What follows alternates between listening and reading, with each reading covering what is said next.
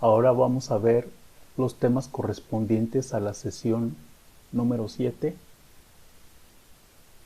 con el tema general de las obligaciones y sus respectivos subtemas. Aquí a la derecha pueden ver la imagen de un mosaico del emperador Justiniano, quien fue un emperador romano muy famoso entre los abogados precisamente porque contribuyó mucho al mundo del derecho. Ok, tenemos que Justiniano hizo una obra que conocemos como el Digesto, ¿sí? Que vemos allí la portada. Y para los romanos la obligación es el vínculo de derecho que nos constriñe en la necesidad de pagar alguna cosa según el derecho de nuestra ciudad. Esa era su definición de obligación. Hoy en nuestros días podemos decir que la obligación es la relación jurídica por virtud de la cual un sujeto llamado deudor queda vinculado jurídicamente respecto de otro sujeto llamado acreedor a realizar una conducta que puede consistir en un dar, en un hacer o en un no hacer. Entonces, los elementos de la obligación serían el deudor, el acreedor y lo que el deudor va a hacer, no hacer o dar en favor del acreedor. Eso es la relación jurídica llamada obligación. Las fuentes de las obligaciones, en la presentación tenemos la clasificación de abajo a la derecha, donde contempla la ley, el contrato, la declaración unilateral de la voluntad, la gestión de negocios, el enriquecimiento ilegítimo, los actos ilícitos y la responsabilidad objetiva. A la izquierda tenemos otra clasificación en la que incluimos conceptos y tendríamos como adicional la ley en nuestra presentación en el portal. El contrato, como sabemos, es un acto jurídico en el que hay un acuerdo de dos o más personas y por medio de esto se producen o transfieren derechos y obligaciones. La declaración unilateral de la voluntad generalmente la podemos conocer, por ejemplo, como lo que es una oferta o policitación hablando en términos jurídicos. Yo digo, le doy 100 pesos a la persona que me traiga un envase de Coca-Cola de los primeros que hubo aquí en México. Yo estoy haciendo esa declaración unilateral, estoy ofreciendo un premio y por eso me obligo a dar ese premio a quien me traiga la botella. Lo estoy haciendo yo solo, llega alguien, me trae la botella, así es, y en ese momento le pago. El enriquecimiento ilegítimo, también conocido como enriquecimiento ilícito. El enriquecimiento ilícito o ilegítimo, es decir, el que se hace contrario a la ley, ¿sí?, implica que yo obtengo ganancias o beneficios, pero esto es en perjuicio de otra persona. Yo tengo un rancho y colindo con el rancho de otra persona. Sus árboles dan frutos que caen en mi propiedad. Yo, en lugar de regresárselos, los estoy agarrando y los estoy vendiendo. Mi vecino se da cuenta y me dice, oye, ¿qué pasó, Joel? ¿Esas manzanas son mías? Bueno, si hace la cuenta de todas las manzanas durante los últimos 3, 5, 10 años, dependiendo del término de prescripción de la acción, él podrá demandarme que yo le pague. Yo estoy obligado a pagarle porque yo vendí sus frutos sin permiso de él. Esto sería un ejemplo somero de enriquecimiento ilícito o enriquecimiento ilegítimo como fuente de las obligaciones. La gestión de negocios, aquí se va mi vecino y yo veo que llegan unas personas a su casa. Yo salgo y me dicen que van a embargar la propiedad X, Y y Z. Yo en ese caso me declaro un gestor de negocios de mi vecino. Llevo todo el juicio a efecto de defender sus intereses. Esa es una gestión de negocios en la que yo tengo que cuidar su bien, su casa, pero él cuando llegue tendrá que pagarme por todas las gestiones, ¿sí? Esa es la gestión de negocios prácticamente. El hecho ilícito, bueno, pues allí prácticamente es algo que es contrario a derecho o que está penado por la ley en su caso, ¿sí? Ya sea de manera que decimos en derecho culposa, tuviste la culpa, independientemente de que tengas la atención, tuviste la culpa porque tú le pegaste, ¿sí? Si tuviste la intención y le pegaste, o simplemente fue algo que pasó y que causó un daño por el cual tengo que pagar. Ese es el hecho ilícito como fuente de la obligación. Y la ley, bueno, pues aquí es de una manera genérica entender que donde quiera que la ley señale que se va a causar una obligación, pues será una fuente de obligación. Esto puede darse en materia mercantil, en materia familiar, por ejemplo, en materia laboral. Pero orientados a obligaciones, veríamos lo que es las otras, que son contrato, declaración unilateral, enriquecimiento ilegítimo o ilícito, gestión de negocios, hecho ilícito o acto ilícito, ¿sí?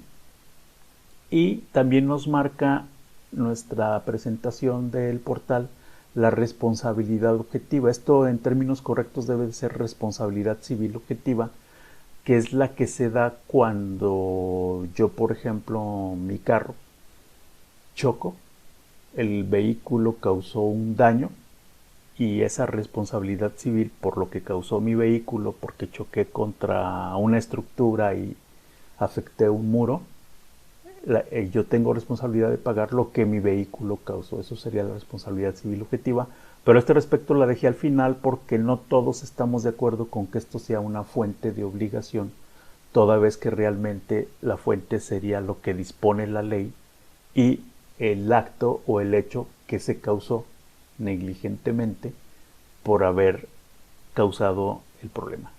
Lo dejo, es decisión de ustedes, como saben, en derecho todo es debatible y quien sabe fundamentar y conforme a derecho sus hipótesis es quien gana los juicios. Muy bien. Por otro lado, tenemos la clasificación de las obligaciones, que igual que todos los conceptos de clasificaciones, hay muchas, depende del autor, depende del libro.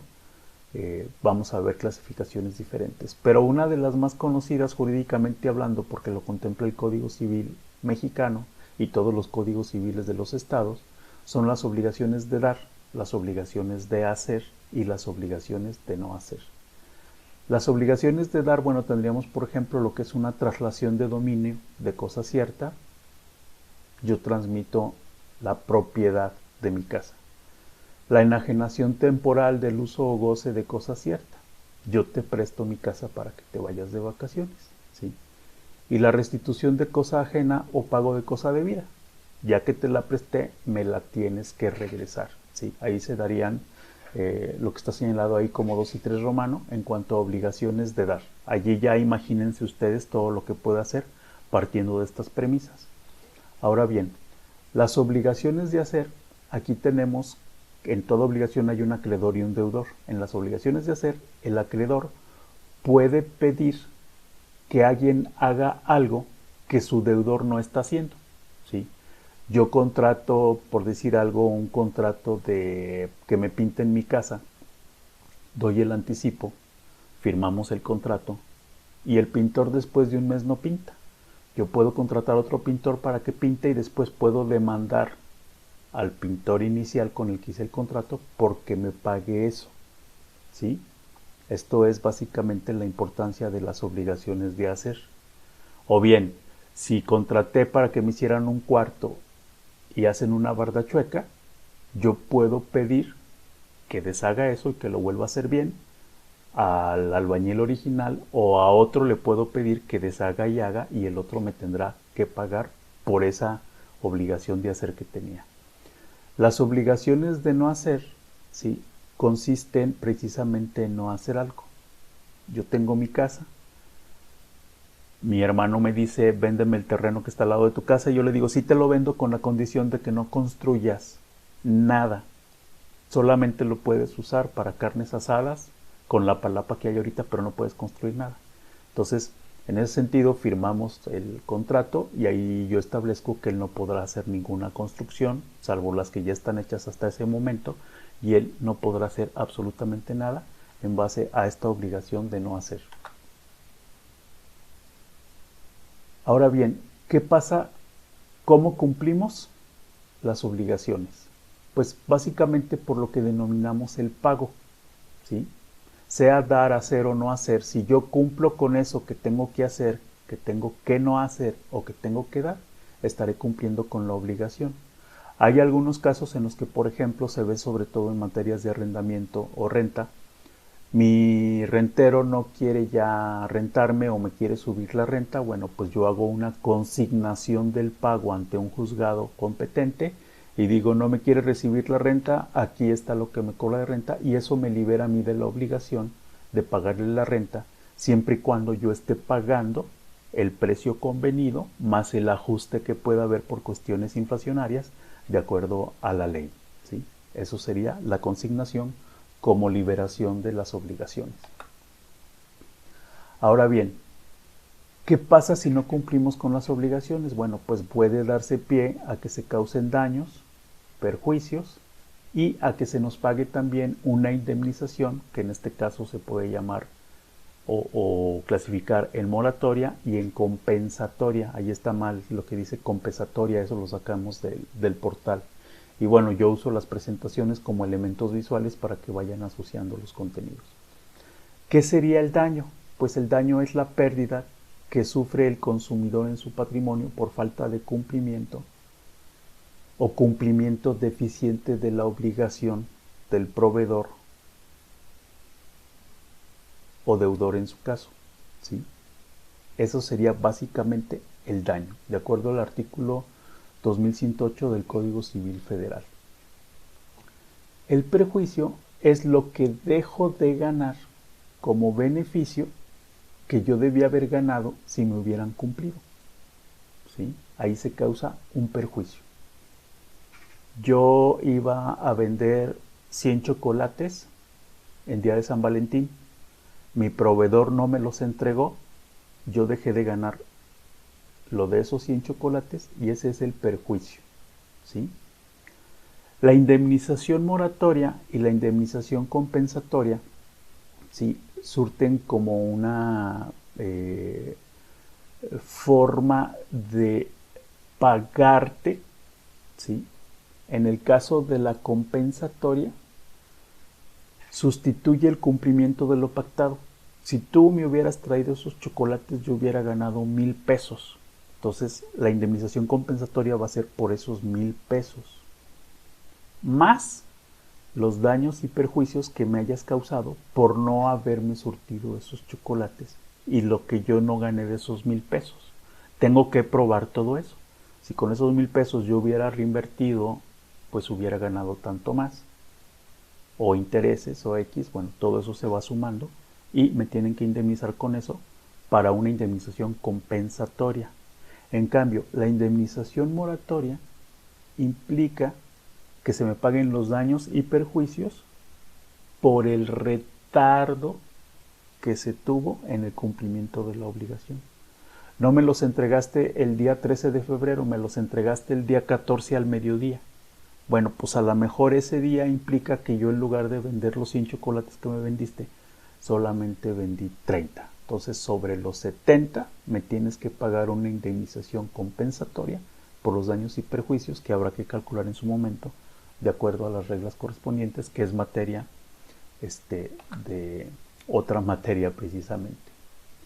Ahora bien, ¿cómo se transmiten las obligaciones? Pues básicamente podemos decir que todos los autores coinciden en que, independientemente de algunas otras, se transmiten las obligaciones por una cesión de derechos, por una cesión de deudas, también conocido como asunción de deuda, y por una subrogación, o mejor conocido también como subrogación por pago, ¿sí? La cesión de derechos transmite todos los derechos, es decir, bienes incorporales o incorpóreos, recordemos la clasificación de los bienes. El artículo 2029 del Código Civil Federal dice, habrá cesión de derechos cuando el acreedor transfiere a otro lo que tenga contra su deudor, ¿sí? Vamos a poner el caso de que yo presté 10,000 pesos con un contrato de mutuo con interés civil. Yo hago la cesión de ese contrato a otra persona y esa persona es la que va a cobrar en virtud de la cesión de derechos, ¿sí? Entonces es un contrato en virtud del cual el titular del derecho, que se llama cedente, le transmite a otra persona, que se llama cesionario, de manera gratuita o a cambio de dinero, ¿sí?, la relación jurídica que existe sin alterarla. El deudor sigue siendo el deudor y el deudor sigue debiéndole la deuda de 1,000 pesos, por poner un ejemplo, al cesionario, que es el que recibe en cesión de derechos eso, ¿sí? La cesión de deudas, por otro lado, hay un cedente, ¿sí?, que es el deudor, y transmite la deuda a otra persona que no forma parte de esa relación jurídica y el acreedor acepta, ¿sí? Esto se da, por ejemplo, si han visto por allí, algunas veces vamos al banco, por ejemplo, y nos dicen, tienes un crédito de 100,000 pesos, ¿te interesa para pagar otras deudas de bancos? No, pues sí, ¿sí? Entonces, bueno, allí el banco le paga al otro banco lo que tú le debes, y a cambio de eso le debes ahora al nuevo banco, ¿sí? Entonces ahí en primer lugar operó una cesión de deudas en la que el banco inicial aceptó que el banco que te presta después le pague a nombre tuyo. Pues esto le conviene, ¿no? Generalmente la cesión o asunción de deudas se da en ese sentido. Oye, yo no te voy a pagar, te va a pagar mi hermano. No, pues está mejor, tu hermano es el dueño del negocio, tú trabajas con él. Perfecto, ¿sí? La subrogación es cuando tenemos un interés, por ejemplo, en que alguien cumpla con algo, ¿sí? Vamos a decir que yo te presto 100,000 pesos y me hipotecas tu casa. Y luego vas y haces otra hipoteca por 20,000 pesos. Como a mí me debe 100,000, a mí me interesa que esos 20,000 de la segunda hipoteca o del segundo préstamo, yo los pago y adquiero esos derechos para yo seguir garantizándome totalmente con tu casa que me vas a pagar a mí. Así es prácticamente como funciona la subrogación. Yo tengo un interés, ¿sí?, en que se cumpla, entonces yo hago el pago en esa nueva relación para yo mantener mis derechos sobre lo que te presté, ¿sí? Ahora bien, ¿cómo se extinguen las obligaciones? Aquí hay debate, porque hay quien dice que por pago, como lo podemos ver aquí en la lámina del portal. Sin embargo, bueno, yo como abogado digo que el pago es el cumplimiento de la obligación, pero la extinción es una cuestión diferente por múltiples cuestiones teóricas, ¿sí? Como les he dicho, todos estos temas son motivo de estudio de años, no lo podemos agotar en una sesión de 1 hora, ni queremos hacer eso. Pero sí aclarar que la extinción de las obligaciones se refiere a otra cosa diferente a lo que es su pago, que prácticamente es su cumplimiento, ¿sí? Se extinguen las obligaciones cuando operan ciertas cosas en la realidad que alteran la posibilidad de cumplirse una obligación, ¿sí? Vemos la compensación, la confusión de derechos, la remisión de deuda, la novación y la prescripción como ejemplos que nos da el portal. Yo postulo estas otras con las debidas explicaciones, ¿sí? La novación es hacer algo nuevo, ¿sí?, una obligación nueva que extingue la antigua. Te debo 100 pesos. Y luego decimos, ¿sabes qué? ¿Qué te parece si en lugar de los 100 pesos te doy 5 cocos y 2 mangos, pero hasta la semana que viene porque apenas voy a ir al rancho? Ah, pues órale, me parece bien, ándale, sí, yo voy a necesitar eso. Entonces hacemos un contrato de novación en donde decimos que los 100 pesos que te debía ya no te los debo, y ahora lo que voy a hacer es que te voy a pagar con esas frutas, ¿sí?, dentro de semana y media. Ahí hay una novación.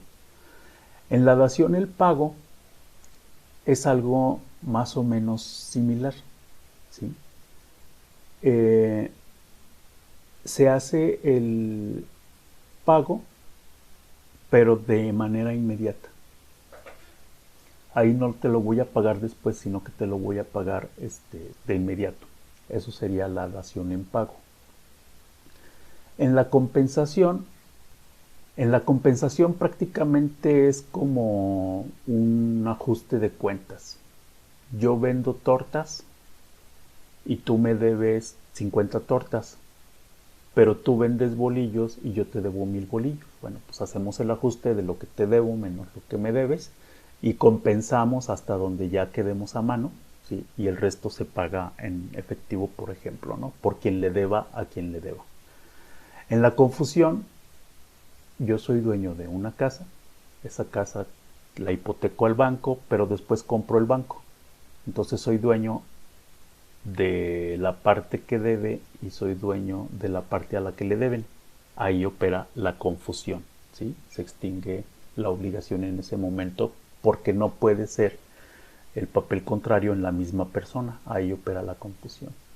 En la remisión, pues prácticamente es un perdón de la deuda, ¿sí? Eso es la remisión de deuda como extinción de las obligaciones. Oye, de los 80,000 pesos que me debías, ya déjalo así. Vamos a hacer aquí un contratito donde digo que te doy la remisión de la deuda y por lo tanto se tiene por cumplida totalmente en el sentido de que se extingue, ¿sí? Y tenemos también la extinción de las obligaciones, la pérdida de la cosa, ¿sí? Aquí, por ejemplo, me rentan un carro, llego al cine, salgo del cine y ya no hay carro, me lo robaron. Bueno, pues la cosa se perdió.